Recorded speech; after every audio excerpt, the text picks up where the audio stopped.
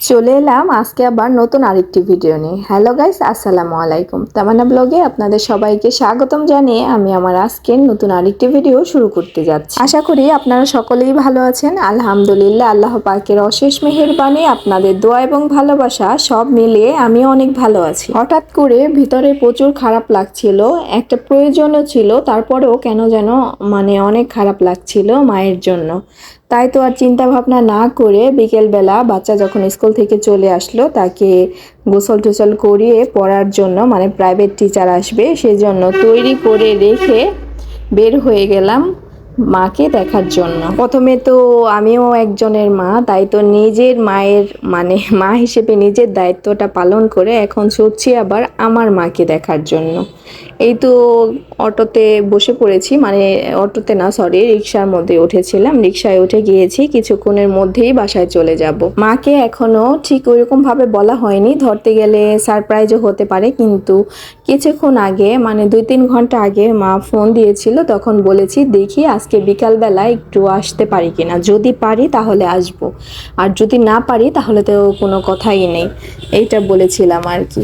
এই তো কয়েকদিন হয়েছে বাসায় থেকে এসেছি, বেশি দিন কিন্তু হয়নি। তারপরও মা যখন ফোন দেয় তার একটা কথাই, কখন আসবি, এই সপ্তাহে আস, যেহেতু বাচ্চাকে স্কুলে ভর্তি করেছি, তারপর লেখার ক্ষেত্রে বাসায় যাওয়া যায় না। আমার বাবার বাসায় থেকে স্কুলে আসা যাওয়াটা ভীষণ কষ্ট হয়ে যায়, আর শুধু স্কুল না, প্রাইভেট আছে, তারপরে হুজুরের কাছে যাওয়া দিয়েছি আরবি পড়ার জন্য, সব কিছু বন্ধ যায়, এর জন্য আর কি যাওয়া হয় না, ওইরকম সময় হয়ে ওঠে না। স্কুল আর কতদিন বন্ধ দেয় বা এগুলা কতদিন বন্ধ থাকে, এই বৃহস্পতিবার শুক্রবার এরকমভাবে যেতে হয় আর কি। তাই তো প্রত্যেক শুক্রবার আসার আগে একটা প্রশ্নই থাকবে, এই সপ্তাহে আসবি, এই হচ্ছে অবস্থা আর কি। মারা হয়তো বা এরকমই হয়, আর মা না হলে মায়ের মর্মতা কখনোই বোঝা যায় না।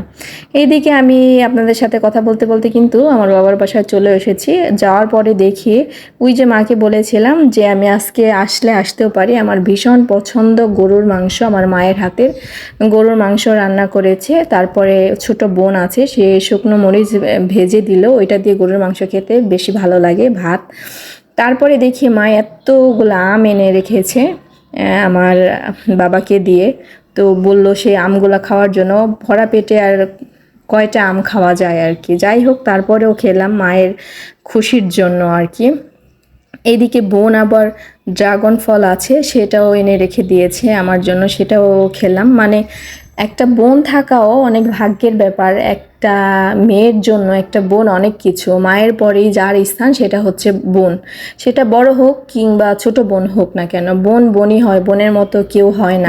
যা যা পেরেছে এই কয়েকদিন আমি যখন ছিলাম না, তারা যা যা খেয়েছে সব আবার আমার মা আমার বাবাকে দিয়ে এনে রেখেছে। সকালবেলা যখন শুনেছে যে আমি আসতে পারি, যাতে করে সে খাওয়ার সময় অবশ্যই তার কষ্ট লেগেছে যে আমাকে ছাড়া সে খাচ্ছে, তাই তো সব এনে রেখেছে, আর কষ্ট হলো সব কিছু একটু একটু করে খেলাম। তারপরে এই তো এসেছিলাম কিছু সময়ের জন্য, কিভাবে যে সময়টা একটু তাড়াতাড়ি চলে গেল বুঝতেই পারলাম না, ঘরে ঢুকতেই যেন 2-3 ঘন্টা শেষ হয়ে গেল। তারপরে হচ্ছে আমি চলে আসলাম, সন্ধ্যা হয়ে গিয়েছে, এখন এই বাসায় কিন্তু এসে পড়েছি। আর এই গাছগুলো আমার মা আমাকে দিয়ে বলল আমাদের বাসায় কদবেল গাছ আছে, তো সে বলল আমার শ্বশুর বাড়িতে এনে এগুলো লাগিয়ে দেওয়ার জন্য, কারণ এখানে অনেক খালি জায়গা পড়ে আছে, অনেক বড় জায়গা, তো বললো এখানে ঘুরিয়ে লাগিয়ে দিতে। কারণ আমার বাবার বাসায় যে গাছটা আছে, আমাদের এখনো সবাই ঘর বাড়ি তেমনভাবে উঠানো হয়নি, ইনশাল্লাহ সামনে সবাই ঘর বাড়ি ভেঙে আবার নতুন করে উঠাবে, তখন যদি গাছটা কাটা পড়ে যায়, এর জন্য আর কি।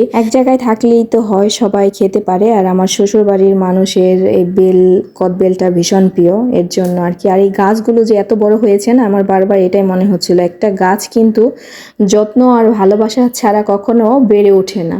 সেটা আপনার শুধু মানুষ নয়, মানুষ কিন্তু যত্নে ভালোবাসায় খাবার দাবারে বেড়ে ওঠে না, পশু পাখি গাছপালা যাই বলি না কেন, সব কিছু কিন্তু বেড়ে ওঠে যত্ন ভালোবাসা আদর স্নেহে বেড়ে ওঠে।